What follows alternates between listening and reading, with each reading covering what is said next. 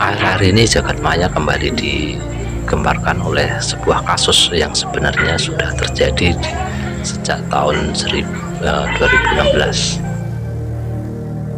Teman-teman, kasus ini adalah kasus di mana sepasang kekasih dari Cirebon, yaitu Vina dan Egi, teman-teman, itu ditemukan dalam keadaan tidak bernyawa di sebuah jalan. Kasus ini awalnya dianggap sebagai kasus kecelakaan tunggal, tetapi setelah dilakukan penyelidikan lebih lanjut dan ditambah lagi dengan video kerasukan yang viral, maka kasus ini berkembang menjadi sebuah kasus penganiayaan. Teman-teman, dari awal kasus ini telah mencuri perhatian publik dan membuat publik sangat marah sekali dengan aksi yang dilakukan oleh para pelaku.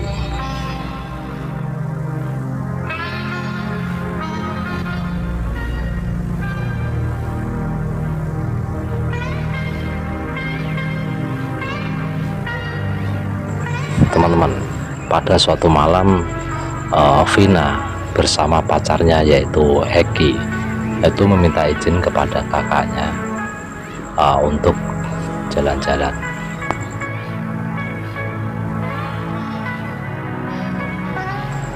Kemudian Egi bersama Vina itu pergi bareng menggunakan motor, teman-teman. Tetapi keesokan harinya pada tanggal 28 Agustus 2016 pukul 1 dini hari, teman-teman, itu seorang remaja datang menemui kakaknya Vina dan mengabarkan bahwa Vina itu terjadi sebuah kecelakaan. Mendengar kabar itu, kemudian orang tua Vina itu datang ke rumah sakit untuk melihat keadaan Vina, teman-teman.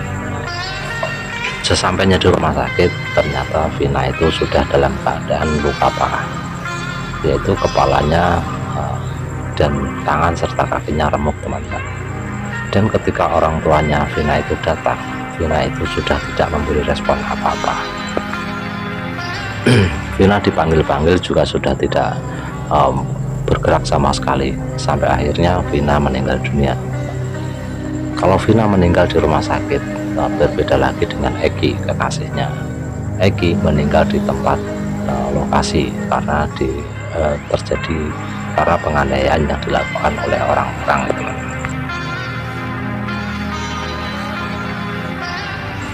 Berdasarkan informasi yang didapat, kemudian orang tua Vina itu mendatangi lokasi terjadinya kecelakaan. Tetapi setelah sampai di lokasi, ternyata tidak ada tanda-tanda sebuah kecelakaan, tidak ada kerusakan di trotoar maupun di tiang listrik yang kabarnya tempat kecelakaan itu terjadi. Kemudian orang tua Vina itu mendatangi motor yang digunakan oleh Vina dan pacarnya, tetapi lagi-lagi motornya itu tidak terjadi kerusakan, hanya lecet sedikit. Barang-barang yang tertinggal di TKP itu salah satunya adalah handphone Vina, itu pun tidak ada kerusakan dan masih baik-baik saja. Teman-teman, mendapati kejanggalan-kejanggalan ini, ayah Vina itu berpikir dan curiga bahwa Vina itu tidak terjadi kecelakaan, tetapi ada sesuatu hal yang luar biasa sedang terjadi.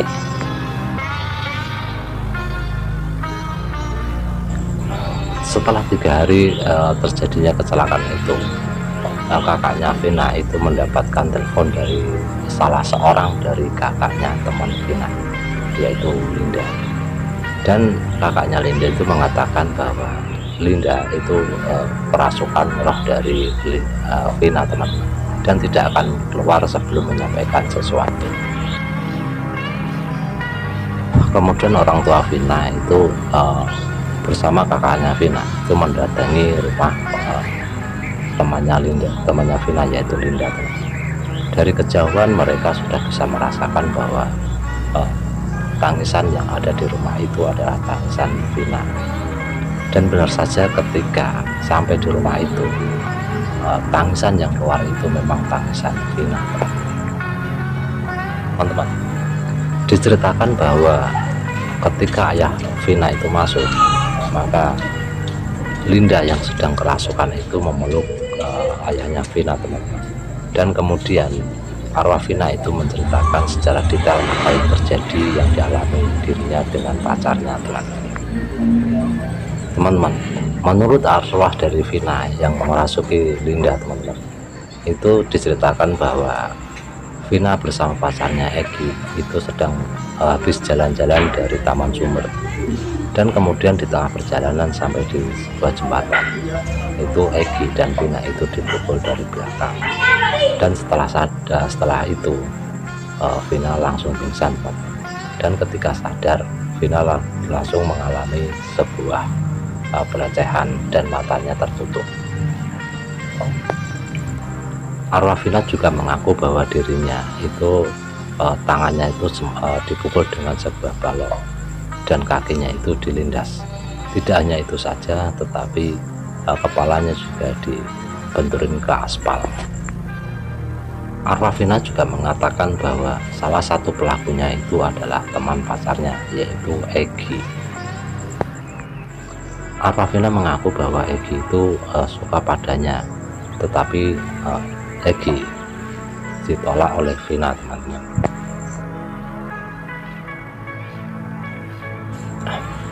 Kakak Vina juga pernah menceritakan bahwa Vina itu dulu pernah bercerita bahwa ada seorang laki-laki yang suka padanya, tetapi dia tidak suka.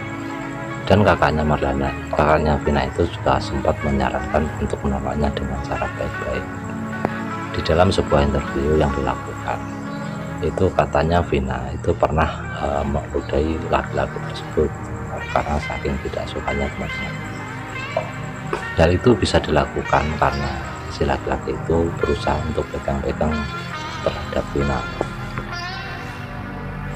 Teman-teman, dalam hal ini Vina mengatakan bahwa Egi adalah otak dari penyerangan dirinya dengan pacarnya, dan saat ini Egi itu sedang melarikan diri ke Jakarta. Saat Vina berbicara tentang kronologi yang terjadi, itu keluarga Vina sempat merekam walaupun tidak full, teman-teman. Baru setelahnya itu keluarga Vina itu mengirimkan rekaman itu kepada polisi dan disertai bukti-bukti berupa motor yang dipakai Egi dan Vina itu dalam keadaan baik-baik saja, tidak rusak, teman-teman. Juga HP Linda yang masih dalam keadaan utuh. Dengan bukti-bukti yang ada, kemudian keesokan harinya itu polisi melakukan penyelidikan lebih lanjut. Setelah dilakukan investigasi ulang, itu kemudian ditemukan banyak sekali kejanggalan-kejanggalan yang terjadi. Salah satu kejanggalan itu adalah kenapa orang yang pertama sekali menemukan dan melaporkan kepada polisi itu adalah teman dari Egi dan Vina sendiri.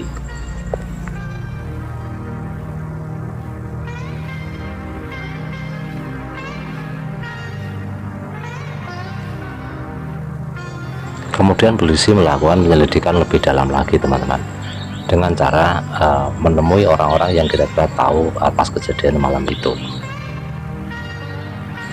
Ada seorang tukang pedagang sate itu yang mengatakan bahwa pas malam minggu terjadinya suatu peristiwa itu, teman-teman, itu ada geng motor yang melakukan konvoy, dan pedagang sate itu juga mengatakan di mana tempat markas dari geng motor tersebut, teman-teman. Dengan berbekal informasi dari tukang sate itu, kemudian polisi menyergap markas geng motor tersebut dan mendapatkan 7 orang yang diperkirakan atau disangka terlibat dalam kasus tersebut. Pada awalnya ke-7 orang itu merasa kebingungan atas dirinya yang ditangkap sama polisi, teman-teman. Dan ketika ditanya soal tentang peristiwa Vina dan Egi, mereka seolah-olah itu bingung dan tidak tahu menahu tentang hal itu. Tetapi lama-lama salah satu dari mereka itu mengaku bahwa dirinya itu diminta untuk mengeroyok Vina dan Egi. teman-teman. Setelah salah satu itu yang mengaku dari keterangan itu, maka semakin jelas titik terang bahwa kejadian ini bukanlah hanya kecelakaan, tetapi sebuah penganiayaan, teman-teman. Dan dari pengakuan satu orang ini merembet ke yang lain, pada akhirnya ketujuh-tujuhnya itu mau nggak mau harus mengakui perbuatan dan mengatakan bahwa masih ada satu lagi yang ada di rumah. Atas temuan inilah maka ketujuh orang itu tidak ada yang bisa mengingkari, semua mengakui bahwa semua itu terjadi sebuah penganiayaan, teman-teman. Dan dari satu orang yang ada di rumah kemudian ikut ditangkap. Dari ke-8 orang ini, setelah dilakukan interogasi secara terpisah, teman-teman, itu hampir semua mengatakan bahwa masih ada 3 orang lagi yang belum tertangkap.